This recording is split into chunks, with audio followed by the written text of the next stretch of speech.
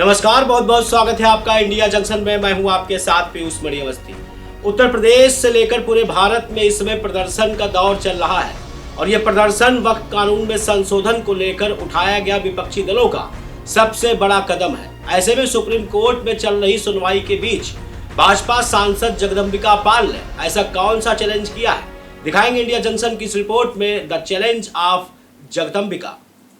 पश्चिम बंगाल में हिंसा, हिंदुओं पर हो रहे अत्याचार और एक के बाद एक बड़े बयान जो जुड़े हुए हैं वक्फ संपत्तियों पर कानूनन हक से, और इसी हक की लड़ाई को लेकर तमाम तरह के संगठन सड़कों पर प्रदर्शन करते दिख रहे हैं।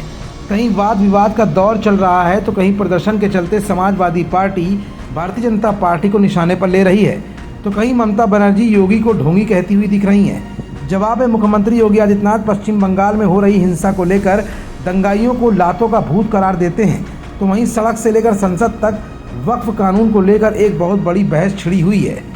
इन सब के बीच सुप्रीम कोर्ट में लगातार सुनवाई हो रही है और इस सुनवाई के दौरान बड़ी ही संजीदगी के साथ सुप्रीम कोर्ट भी खूब फूंक फूंक कर कदम रख रही है।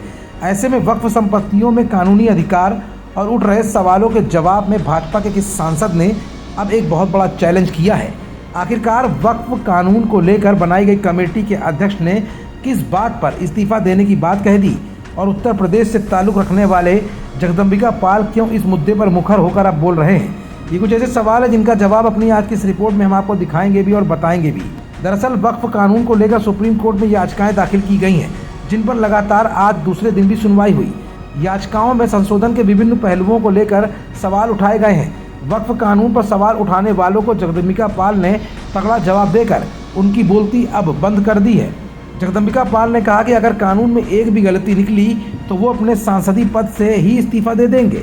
मैं 100%, मैंने एक दो बार और कहा कि अगर जो हमने रिपोर्ट बनाई है वो जो कहा जा रहा है कि अनकॉन्स्टिट्यूशनल है, या मतलब वो कहा जा रहा है कि धार्मिक स्वतंत्रता को मतलब इस पे हस्तक्षेप करता है, मैं इस्तीफा दे दूंगा। मतलब साफ है कि जगदंबिका पाल का बयान ऐसे समय में आया है जब इस पूरे मामले में पूरे देश के अंदर एक बहुत बड़ी बहस छिड़ी हुई है। ऐसे में कानून बनने वाले संशोधित अधिनियम को लेकर जगदंबिका पाल का ये चैलेंज विपक्षी दलों को हैरान और परेशान कर रहा है, खास तौर से उन लोगों को जिन्होंने वक्फ संशोधन बिल को चैलेंज करते हुए भारत की सर्वोच्च अदालत सुप्रीम कोर्ट में इस कानून को चुनौती दी है। अब देखना यह है कि इस कानून को लेकर सुप्रीम कोर्ट का अगला और अहम निर्णय क्या होता है। खबरों से जुड़े रहने के लिए सब्सक्राइब करें हमारा चैनल इंडिया जंक्शन।